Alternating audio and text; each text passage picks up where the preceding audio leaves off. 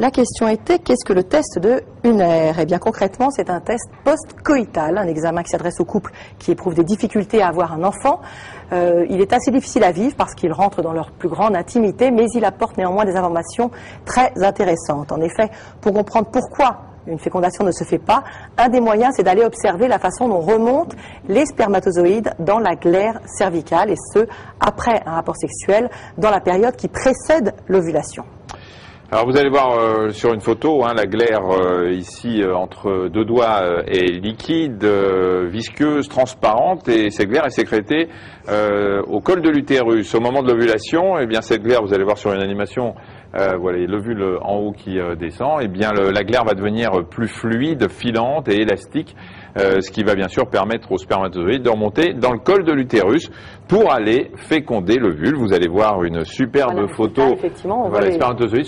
Le parmesan autour, c'est la glaire, là, ce que vous voyez, une sorte de gratin de spermatozoïdes. On voit le spermatozoïde qui est englué, là. Pour réaliser ce test, le couple doit avoir un rapport sexuel aux alentours du 12e ou 13e jour du cycle, donc juste avant l'ovulation, 14e à peu près quand le cycle dure 28 jours. 6 à 12 heures après, le médecin va effectuer un prélèvement de la glaire de la femme. Alors pour que le test soit probant, il faut que le conjoint se soit abstenu pendant au moins 3 jours et que la femme soit restée allongée au moins un quart d'heure après le rapport et qu'elle n'ait pas fait de douche vaginale. Ensuite, la glaire est analysée en laboratoire et il y a 3 résultats possibles. C'est pas simple, hein.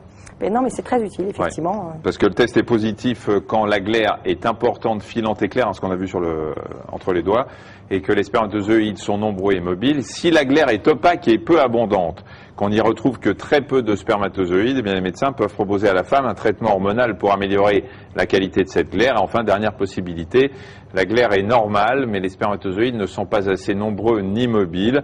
Dans ce cas, on va prescrire à l'homme un spermogramme pour évaluer la vitalité des spermatozoïdes. Et selon les résultats du test, une aide à la procréation médicalement assistée peut être proposée.